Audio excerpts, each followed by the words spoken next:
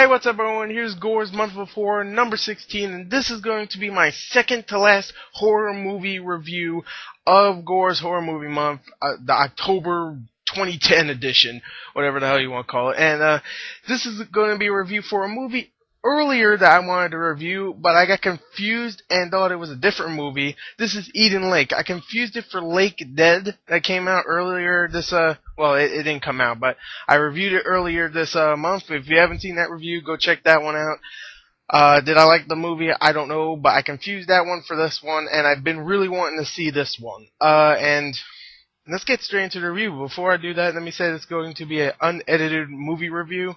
So, yeah. There you go. Let's go on to the review.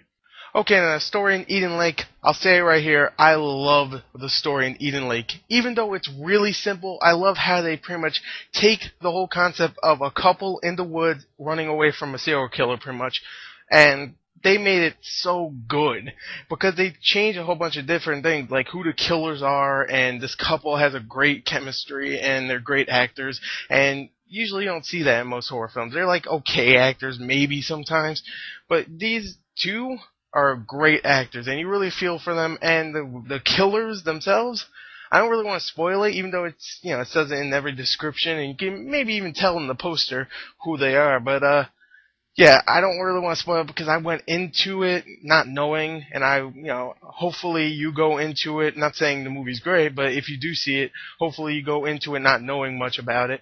The story's great, but I don't know if the movie itself is great. Hopefully if you see this, you go in blind like I was. I really like the story. It's a simple story, but it's really just like fantastically done. So they took a simple old outline of a story and made it great. So I loved it. I really did. The characters were good. The killers, or whatever you want to call them, were really good, and just overall the story was fantastic.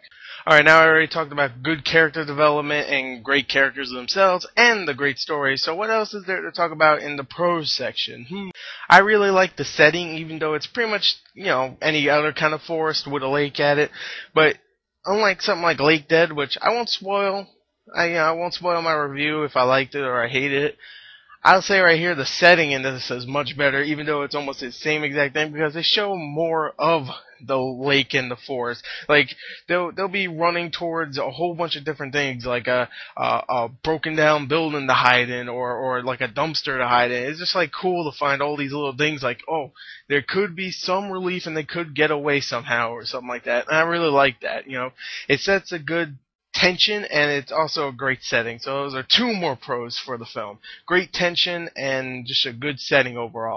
Great acting from the two leads, and I would even say from the killers themselves. They all had a really, really, really good actor behind those characters, and I really liked it. Kelly Riley is her name, the main girl you see on the poster. She's fantastic, I really have to admit.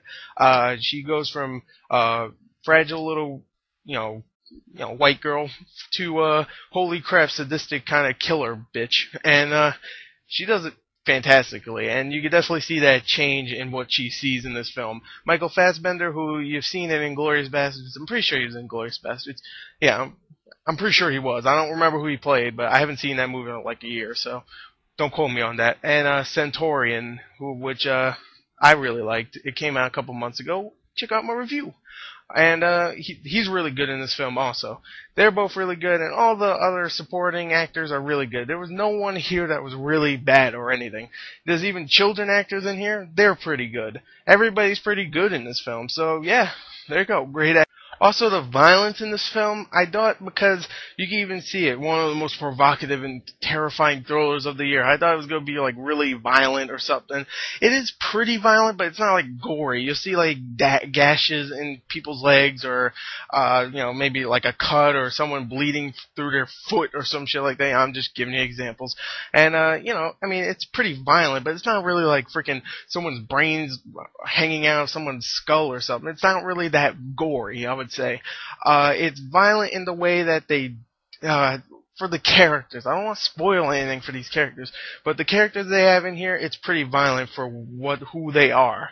I don't want to spoil it, but the characters are the reason why the violence really works in this film, and I really, really liked it. So, you know what? I talked enough about the pros. Let me talk about the cons of the film. There were some scenes in the film that were a little slow, just a little bit, a teeny bit, and that's barely a con.